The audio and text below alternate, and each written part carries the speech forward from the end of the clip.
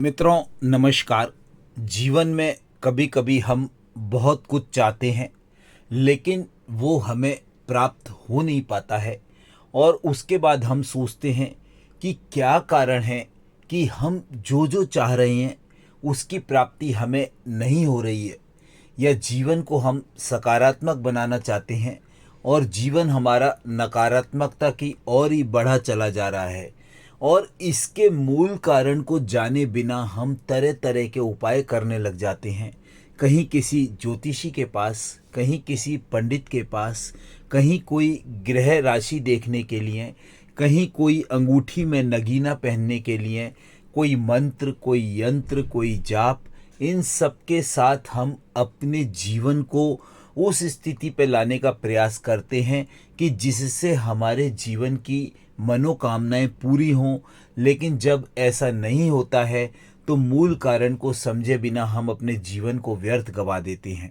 आज आपको यहाँ पर मैं बताना चाहता हूँ कि इस पूरा का पूरा जो ब्रह्म जाल है उससे बाहर निकल के यदि हम जो ब्रह्मांड है, जो यूनिवर्स है, उसके साथ एकाकार हो जाएं, उसके साथ एक मेक हो जाएं, उसके साथ अपने संबंधों को बढ़ाना शुरू कर दें, तो हम जीवन में जो मांगते हैं वो हमें प्राप्त होता है। जो मनोकामना हम पूरी करते हैं, जो मनोकामना जीवन में चाहते हैं, वो ज़रूर पूरी होती हैं। तो ये यूनिवर्स क्या है? यूनिवर्स अर्थात हमारे चारों ओर जो फैला हुआ ब्रह्मांड है, जिसकी हर क्रिया स्वतः हो रही है। कोई उस क्रिया का ना करता है ना धरता है। उस यूनिवर्स के साथ एकाकार होने का क्या मतलब है कि प्रतिदिन हम महसूस करें कि इस ब्रह्मांड में अनंत शक्ति, अनंत ऊर्जा के भंडार भरे हुए हैं। और इस ऊर्जा को लगातार प्राप्त करने के लिए हमें यूनिवर्स के साथ एक मेक पना बढ़ाना होगा। अर्थात रोज हमें प्रार्थना करनी होगी कि यूनिवर्स मेरा बहुत अच्छा मित्र है।